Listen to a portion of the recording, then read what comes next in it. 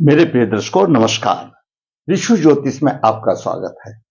दर्शकों, ऋषु ज्योतिष समय समय पर आपका मार्गदर्शन करता रहा है। सबसे पहले मैं आपको बहुत धन्यवाद दूं कि आप मेरे वीडियो बड़ी उत्सुकता से देख रहे हैं।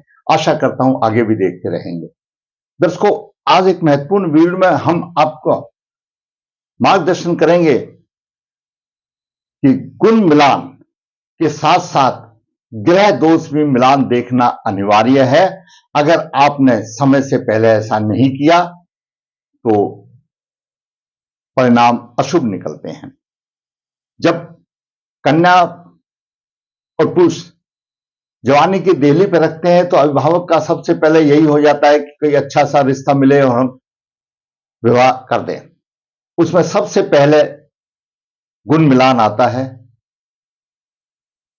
और ऐसा देखा गया है कि गुण मिलान के आधार पर ही विवाह की सहमति बन जाती है, चाहे कारण चाहे कुछ भी हो, चाहे अभिभावक स्वयं देखें या किसी पंडित जी से दिखाएं या कुछ भी हो, रिजल्ट ये निकलता है सिर्फ केवल गुण मिलान के ऊपर ही विवाह की सहमति बन जाती है, चाहे किसी भी कारण से, और ग्रह दोष को नहीं देखा जाता और उसके परिणाम फिर युवा दंपति को भोगने पड़ते हैं। मैंने आपको पहले भी अपने वीडियो एपिसोड 14, 26, 32 और कई वीडियो में मैंने आपको इन डिटेल में बताया है कि गुण मिलान तो सिर्फ केवल एक सटीक प्रक्रिया है, उसके साथ साथ ग्रहों की स्थिति का देखना बहुत ही अनिवार्य है। जब ग्रहों की स्थिति अच्छी हो, गुण मिलान भी अच्छा हो, तभी अभिभावक को आगे कदम रखना चाहिए। शास्त्रों में उपाय दिए गए हैं। अगर किसी कन्या के या किसी पुरुष के कुंडली में ऐसे अशुभ योग हैं जो दाम्पत्य जीवन में मधुरता की कमी करते हैं, तो उनका पहले से ही उपाय कर लेना बेहतर होगा। नहीं तो ऐसा ही हाल होगा जिस दंपति का मैं वर्णन करने जा रहा हूं, वे 2 साल से कोर्ट में आगे पीछे घूम रहे हैं। तलाक की तैयारी है, तलाक होगा, निश्चित होगा, केस डल चुके हैं। तो ऐसी स्थिति से बचने से पहले अपने गुण मिलान के साथ साथ ग्रह दोष का अवलोकन देखना चाहिए। आज हम उन दोनों बच्चों की कुंडली के जो गुण मिलान और उनके ग्रह दोष है, उनके विषय में आपका मार्गदर्शन करेंगे। दर्शकों, आज का विषय ऐसा गुण मिलान, तलाक की स्थिति। गुण मिलान के साथ साथ ग्रह की स्थिति अगर नहीं देखी तो तलाक की स्थिति बन सकती है। पुरुष जातक यानी वर का जन्म 7 जनवरी 1990 शुक्ल पक्ष एकादशी नक्षत्र भरनी चरण 4 रविवार को हुआ। नक्षत्र भरनी रविवार को हुआ और कन्या का जन्म 9 अप्रैल 1997 शुक्ल पक्ष 2 नक्षत्र भरनी 4 बुधवार को हुआ। दोनों का एक ही नक्षत्र है और एक ही चरण भी है, तो कहने का मतलब दोनों की राशि भी एक ही है। अब गुण मिलान क्या है? गुण मिलान राशि नक्षत्र के आधार पर है। अष्टकूट मिलान होता है उत्तरी भारत में, तो उत्तरी भारत में जो अष्टकूट मिलान होता है उनमें क्या क्या बिंदुएं देखे जाते हैं जो कि पूर्ण रूप से नक्षत्र राशि के ऊपर आधारित है। सबसे पहले आता है कूट, वर्ण कूट। वर्ण का एक गुण है। वर्ण क्या है? हमारी 12 राशियों को 4 भागों में बांटा गया है। ब्राह्मण वर्ण, क्षत्रिय वर्ण, वैश्य वर्ण और शूद्र वर्ण। यहां पर मैंने कई ऐसे पंचांगों को भी देखा है जो ऐसे ही छोटे मोटे 20-30 रुपए वाले होते हैं, और ब्राह्मण और राशि को छोड़ करके ब्राह्मण लिख दिया गया है। और मैंने कुछ ऐसे भी देखा है लोगों से, ये भी मेरे कानों में आवाज आई मेरे सामने के सामने ही, कि ये तो ब्राह्मणों के लिए होता है, क्षत्रियों के लिए होता है। दर्शकों, ज्योतिष का ज्ञान, ज्योतिष का शास्त्र कोई भी जाति हो उसके लिए हो, ये ब्राह्मण वर्ण सिर्फ राशि से है या क्षत्रिय वर्ण सिर्फ राशियां हैं, या वैश्य वर्ण सिर्फ राशियां हैं या शुद्ध वर्ण सिर्फ राशियां हैं, इसमें कौन कौन सी राशि आती है? आपके ब्राह्मण वर्ण में राशि आती है कर्क राशि, वृश्चिक राशि और मीन राशि। जिस भी जातक की हो, वह कर्क राशि हो, वृश्चिक राशि हो या मीन राशि हो, वह राशि को ब्राह्मण वर्ण माना गया है। दूसरी तरफ क्षत्रिय वर्ण में आती है मेष राशि, सिंह राशि और धनु राशि। इन तीन राशियों को क्षत्रिय वर्ण की राशि माना गया है। वैश्य वर्ण में आती है कन्या राशि, वृषभ राशि और मकर राशि आती हैं। और दूसरा है अगला चौथा और अंतिम वर्ण है शूद्र वर्ण में। शूद्र वर्ण में मिथुन राशि, तुला राशि और कुंभ, ये तीन राशियां आती हैं। तो दर्शकों, ज्योतिष शास्त्र किसी जो जातिवाद के संबंध में नहीं है, सभी आदमियों के लिए बराबर है। हमारे जो नाम रखे जाते हैं, उन नाम की जो राशि बनती है, उनका वर्गीकरण किया गया है, ब्राह्मण वर्ण, क्षत्रिय वर्ण, वैश्य वर्ण और शूद्र वर्ण। तो यह वर्ण उनसे है, वर और कन्या के जब कुल मिलान करते हैं कि दोनों की राशि एक ही वर्ण की है, क्षत्रिय वर्ण की है, तो एक में से एक पॉइंट मिला। आगे करते हैं वश। वश क्या होता है? गृहस्थी की गाड़ी तभी चलती है जबकि पति पत्नी एक दूसरे के वश में हो। यह भी चतुष्पद है, वश के दो में से दो मिले हैं, यानी दोनों का ही वश चतुष्पद है। अच्छा है, एकदम बढ़िया है, ये भी अच्छा है और ये भी अच्छा है। आगे आता तारा। तारा के तीन गुण होते हैं, तीन गुण होते हैं। तारा वर के नक्षत्र और बहू के यानी कन्या के नक्षत्र की दूरी को देखा जाता है। इसमें से अगर इनकी दूरी 3, 5, 7वां नक्षत्र है तो अशुभ माना जाता है, वो कोमलता के विरुद्ध होता है। तो 3 विपद को शो करता है, 5 दुश्मन को और 7 वध को करता है। तो उसमें भी इनका ऐसा नहीं है, अच्छा है। 3 में से 3 की है, यानी तारा के हिसाब से भी तारा कूट गण में भी 3 में से 3 मिलते हैं। कितना अच्छा गुण मिल रहा है। आगे चलते हैं योनि। योनि 4 में से 4 मिलते हैं। दर्शकों, 27 नक्षत्र है हमारे, उन 27 नक्षत्रों को 14 योनि में बांटा गया है। शरीर का गठन, दाम्पत्य भोग विलास की प्रवृत्ति का इसका प्रभाव पड़ता है और इसमें कम से कम 2 मिल जाने से अच्छा माना जाता है, लेकिन 4 में से 4 है क्योंकि दोनों की योनि एक ही है, दोनों ही गज योनि के हैं। कितना अच्छा गुण मिलान मिल रहा है। अब आता है मैत्री। मैत्री के 5 में से 5 है। मैत्री का मतलब है राशि से मैत्री। दोनों की राशि मेष राशि है और वर की राशि भी मेष राशि है, तो दोनों की राशि एक ही राशि है, तो उसमें से 5 में से 5 मिला, ग्रह मैत्री मिला। और ग्रह मैत्री भी सबसे श्रोमणी है क्योंकि राशि का परस्पर संबंध सभी गुणों के मैत्री के गुणों में प्रधानता दी जाती है। जितने भी हमारे जो गुण हैं उसमें मैत्री के गुण को सबसे प्रधानता दी जाती है ताकि दोनों वर कन्या मैत्री भाव से रह सके। हाँ, अगर हमारा मैत्री अच्छा है, 5 में से 5 मिले हैं, तो वन का दोष, गण का दोष और योनि का दोष परिहार हो जाता है। छोड़ देते हैं, बोला छोड़ दो, क्यों? जब दोनों की मैत्री एक अच्छी है तो कैसे ना कैसे गुजारा कर लेंगे। अब बात करते हैं गण। एक ही गण परस्पर उत्तम प्रीति को दर्शाता है। ये 3 ही होते हैं, देवता, मनुष्य, राक्षस। तो यहां पर भी दोनों का मनुष्य है, ये भी कितना अच्छा मिल रहा है। बकुट।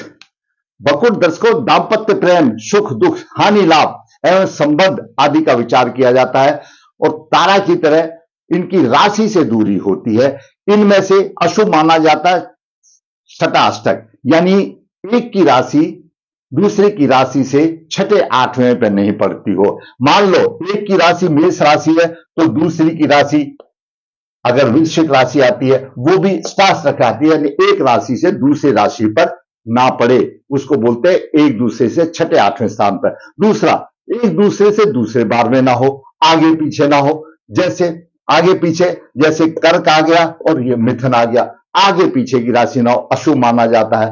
और नवम पंचम भी अशुभ माना गया है क्योंकि उसको संतान के लिए, लेकिन यहां पर तो ऐसा कुछ नहीं है। और बकुट में भी एक ही राशि है दोनों की, तो 7 में से 7 आ गए। अब करते हैं नाड़ी। नाड़ी भी बहुत ही महत्वपूर्ण गण है। ये 8 गुण होते हैं। हमारे कुछ नक्षत्र तो ऐसे हैं, मैंने आपको एपिसोड 14, 26, 32 में भी बताया होगा, जैसे रोहिणी, आद्रा, मृगशिरा, विशाखा, पुष्य, श्रवण, रेवती, उत्तर भाद्रपदा। अगर इनके आपस में हो तो इनके लिए नाड़ी वैध नहीं माना जाता। ब्राह्मण वर्ण की राशि के लिए ऐसा लिखा गया है, नाड़ी दोष प्रबल है, मतलब उनके लिए प्रबल है। प्रबल दोष तो सभी के लिए है, लेकिन कुछ ऐसे विद्वानों ने लाइन ऐसी पकड़ ली है, जबकि समस्त विद्वानों का यह मत रहा है, चाहे ब्राह्मण वर्ण हो, चाहे क्षत्रिय वर्ण हो या वैश्य वर्ण हो, शुद्ध वर्ण हो, नाड़ी दोष को परिहार करना चाहिए, नाड़ी दोष को हमेशा मानना चाहिए। उसमें कुछ ऐसा दिया गया है, जैसे दोनों बच्चों की राशि मेष है, अगर दोनों की मेष एक ही राशि है, कोई भी राशि होने दो, दोनों की एक ही राशि है, लेकिन तो नक्षत्र अलग होना चाहिए। और अगर नक्षत्र भी एक है तो चरण अलग होना चाहिए। तो यहां पर हम मार खा गए ये नाड़ी दोष में। इसका भी चरण 4 है और उसका भी भरनी 4 है, तो नाड़ी अशुभ मिलान में आ गई। और दर्शकों, इन नाड़ियों में 3 नाड़ी हैं, जैसे मध्य नाड़ी, अंत नाड़ी और आदि नाड़ी।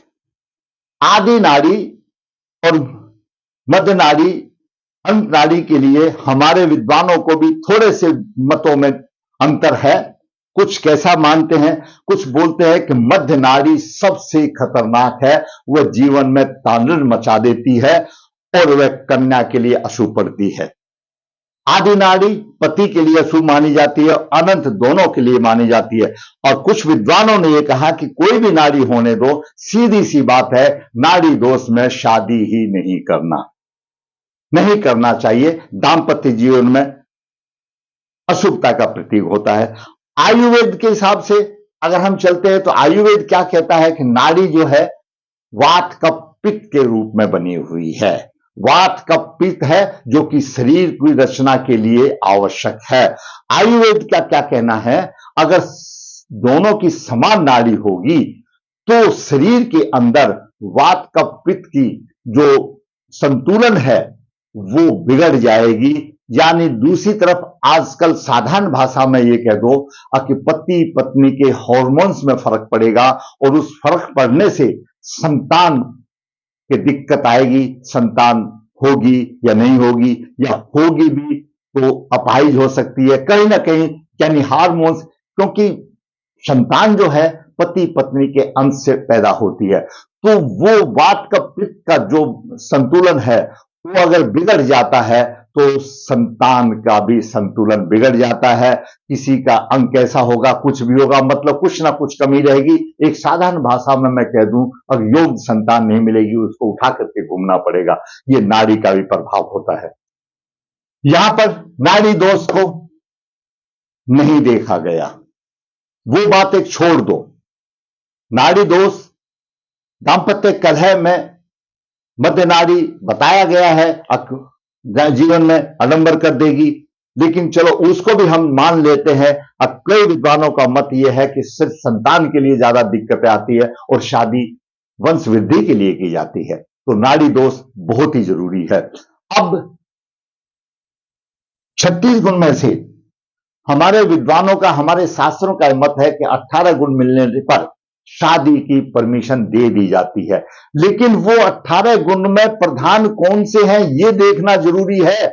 जहां पर 28 गुण में परमिशन मिल गई, 36 में से 28 मिले, परमिशन मिल गई, वो 18 गुण कौन से हैं उनको बहुत ही जरूरी है। उनका जरूरी है दर्शकों, नाड़ी चाहिए और मैत्री चाहिए। अगर हमको 8 और 5 13 मिल जाते हैं, 8 और 5 13 मिल जाते हैं, तो हमको 2-3 योनि में मिल जाएंगे और कहीं भी मिल जाएंगे। तो ये दोनों तो जरूरी हैं, ग्रह मैत्री और नाड़ी, ये 13 जरूरी हैं। उसके बाद 5 और मिल जाएंगे, गाड़ी चल जाएगी। लेकिन इसके केस में क्या हुआ, मैत्री तो मिला हुआ है लेकिन नाड़ी तो है नहीं, दोनों चाहिए। मैत्री, ग्रह मैत्री अच्छा हो ताकि वो प्रेम भाव से रह सके। और मेरा अनुभव यह है कि योनि में भी कम से कम 2 तो हों तो गुजारा चल सकता है। क्यों, योनि जैसा मैंने आपको बताया, शरीर का गठन, दाम्पत्य भोग विलास है। अगर शादी किया है तो बिना भोग विलास की कोई शादी नहीं होती, तो 2 तो चाहिए ही। अगर यहां पर वैर होगा तो कैसे संतान पैदा होगी, कैसे घर में गुजारा होगा। तो कहने का मतलब यह है, वो 18 में से ऐसा नहीं है कि कोई भी 18 मिले तो शादी की परमिशन मिल गई, या आपने अपने मोबाइल में देखा तो 18 मिल गए शादी कर दो, या 20 कर दो, 22 कर दो। यहां पर 28 मिले हैं, यहां पर 28 मिले हैं, शादी की परमिशन या इन्होंने ली लैपटॉप से देख करके या मोबाइल से देख करके, या किसी हमारे भाई पंडित जी ने, आचार्य ने दी, किसी ने भी दी, इसमें हम सभी दोषी मान लो, समझ ले हैं। लेकिन यह 28 गलत है, ये 8 चाहिए था, यहां पर ये 8 चाहिए था, इसको रिजेक्ट कर देना चाहिए था। दूसरी बात, एक इस गुण मिलान के आधार पर इस गुण मिलान को रिजेक्ट कर देना चाहिए था।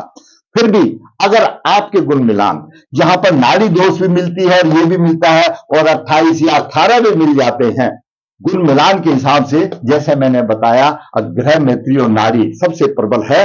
अगर ये 8 और 5 13 मिल गए और इनमें से 5 4 मिल गए तो आपके मान लिया 20 22 हो गए, वेरी गुड, मान लिया 24 हो गए, 25 हो, कुछ भी हो गए। लेकिन उसके बाद ग्रह दोष देखना तो आवश्यक है, नहीं तो गाड़ी कैसी चलेगी, नहीं देखा गया।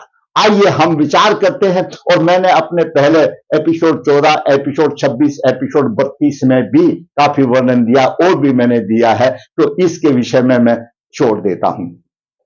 अब हम बात करते हैं वर्ग की कुंडली में। वर्ग की कुंडली में क्या ग्रह दोष है। नाड़ी दोष तो आ ही गया कि एक ही नाड़ी है, उसको छोड़ दो। शुक्र से द्वादश पाप ग्रह तलाक की भूमिका देता है।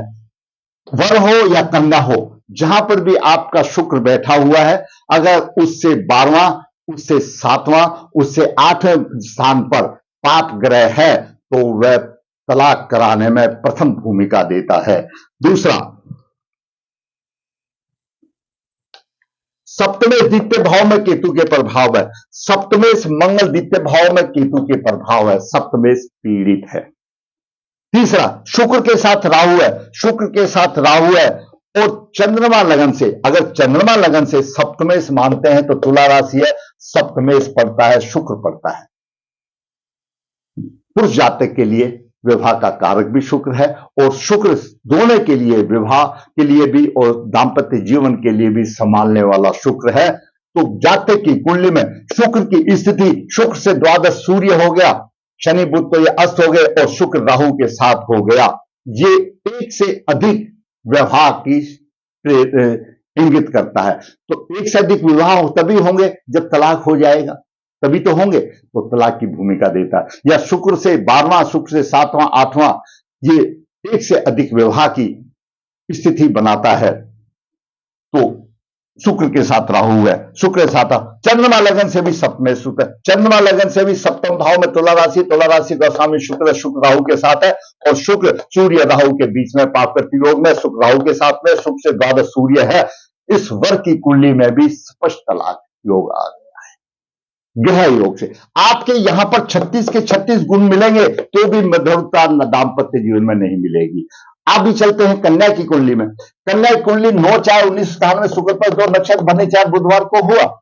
अभी देखिए दर्शकों, सप्तम भाव पर, यह सप्तम भाव मैं आपको हमेशा बताता हूं कि यह सप्तम भाव है, जीवन साथी का भाव है, हमारा व्यवसाय रोजगार का ही भाव है। सप्तम भाव जीवन साथी का भाव है। सप्तम भाव पर केतु, शनि, सूर्य, राहु, मंगल का प्रभाव। सप्तम भाव में केतु भी है, शनि भी अस्त है, सूर्य भी है। थोड़ा फर्क थोड़ा तो देगा ना, शनि भी अस्त है तो प्रभाव तो देगा। और शुक्र अस्त है, शुक्र अस्त है, और मंगल की अष्टम दृष्टि सप्तम भाव पर है। इस प्रकार सप्तम भाव में केतु, शनि, सूर्य और मंगल का 4 पाप ग्रह का प्रभाव है। ज्योतिष शास्त्र में 9 ही ग्रह तो हैं। 9 ग्रह में से हम क्या सभी जानते हैं? जो बेचारा ज्योतिष नहीं जानता वो भी जानता है। और भाई सूर्य, मंगल, शनि, राहु, केतु ये सब पाप ग्रह माने जाते हैं। तो राहु लगन में बैठ गया, राहु लगन से सप्तम भाव को देख रहा है, सप्तम भाव को देख रहा है। केतु यहां आ गया, शनि आ गया, सूर्य आ गया, मंगल द्वादश भाव में, अष्टम दृष्टि में। सारे पाप ग्रहों का प्रभाव सप्तम भाव में है। कैसे गाड़ी चलेगी? सप्तम भाव पर केतु, शनि, सूर्य, राहु का, मंगल का प्रभाव। सप्तमेश गुरु नीच राशि में है। मैं कितनी बार पहले ही बताया हूं कि हमारे प्राण, हरिवंश प्राण ये बताता है कि कन्या लगन की, कन्या जातक के लिए गुरु जब नीच राशि में हो जाता है तो संतान और विवाह के लिए अशुभ फलदाता बन जाता है। सप्तम भाव में मीन राशि का स्वामी नीच राशि में हो गया, कहां से दाम्पत्य सुख मिलेगा? गुरु नीच राशि में हो गया और सप्तम भाव पर पूरा पाव प्रभाव हो गया। और कोई भी हो, कन्या हो या पुरुष हो, दाम्पत्य सुख देने वाला, भौतिक सुख देने वाला, भोग विलास का कारक ग्रह शुक्र है। शुक्र अस्त हो गया, शुक्र कन्या की कुंडली में भी अस्त हो गया। तो आप दर्शकों अंदाजा लगाओ, ये गुण मिलान 28 गुण लेकर के कैसे गाड़ी चलेगी? बिल्कुल नहीं चलेगी। मैंने बहुत देख लिया और इतना देख लिया इस चीज का। वैसे तो मैं कहता हूं ज्ञान की कोई तो सीमा नहीं, लेकिन मुझे इतना तजर्बा हो गया, मेरी आंखें बंद करके भी कभी भी पूछ लो तो मैं सारा इस विषय में तो मैं हमेशा आपका मार्ग। तभी तो मैं कहता हूं कि गुण मिलान कन्या भाव के लिए मैं बिना किसी शुल्क के बताता हूं। और मैंने कितने ऐसे केस देखे हैं, अब जो नहीं मानते हैं तो लास्ट में धोखा खाते हैं और फिर आते हैं गुरुजी ऐसा हो गया। तो यहां सप्तम भाव में पूरा पाप प्रभाव आ गया और सप्तम भाव ये पीड़ित हो गया। जब सप्तम भाव ही पीड़ित हो गया तो जीवन साथी कहां उसके साथ रखेगा? चंद्रमा लगन से भी सप्तम शुक्र है। जहां पर ये चंद्रमा लगन है, चंद्रमा लगन से सप्तम भाव में तुला राशि है और तुला राशि का स्वामी शुक्र अस्त है। तो दर्शकों कहां से उसकी गाड़ी चलेगी? इन बच्चों की ऐसी स्थिति पर है, अभी करीब लगभग 2 साल से इनका कोर्ट में केस चल रहा है, तलाक की डाल दी है। वर की पक्ष से तलाक की जो पेपर जैसे कोर्ट की कार्रवाई कर दी है, और कोर्ट कब फैसला देगी वो कोर्ट के ऊपर है। लेकिन इनके जीवन में मधुरता नहीं है। जबकि ऐसे दोष में किसी के भी, मेरे बच्चे, मेरे आपके बच्चे, मेरे ही बच्चे हैं, बहन भाई, किसी की भी कुंडली में ऐसे दोष हो तो बड़ा सरल उपाय है, मैं हर वीडियो में बताता हूं। दोष निवारण कीजिए। यह पितृदोष है, केतु भी बैठ गया, शनि भी बैठ गया, सूर्य पीड़ित हो गया, ये सब ये पितृदोष है। नारायण बलि श्राद्ध कीजिए, इधर भी नारायण बलि श्राद्ध कीजिए। नारायण बलि श्राद्ध करके, नारायण बलि श्राद्ध का मतलब है जो हमारे जो कुंडली में जो अशुभ योग आए, जो ग्रहों की अशुभ स्थिति बनी, वो हमारे पूर्व जन्म के कर्मों के आधार पर बनी। हम कर्म ही ऐसे करके लाए, उन कर्मों का प्रायश्चित करने के लिए नारायण बलि श्राद्ध। नारायण बलि श्राद्ध और भी कई किस्म से होता है, पूर्वजों की मुक्ति के लिए भी होता है, लेकिन अपने अशुभ कर्मों के लिए प्रायश्चित भी नारायण बलि श्राद्ध होता है। नारायण बलि श्राद्ध करके ऐसे बच्चे, चाहे कन्या हो या पुरुष हो, कन्या है तो कुंभ विवाह करें।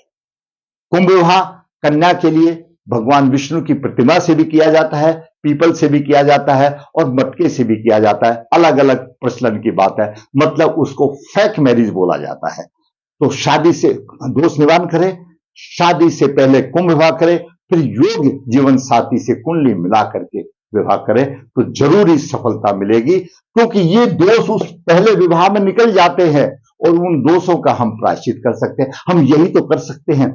पुरुष जातक भी ऐसा करें, अपने दोष निकाल करके अर्क विवाह करें। अर्क विवाह अर्क सूर्य का प्रतीक है, सूर्य भगवान विष्णु का प्रतीक है। वो भी एक फैक्ट मैरिज गिनी जाती है।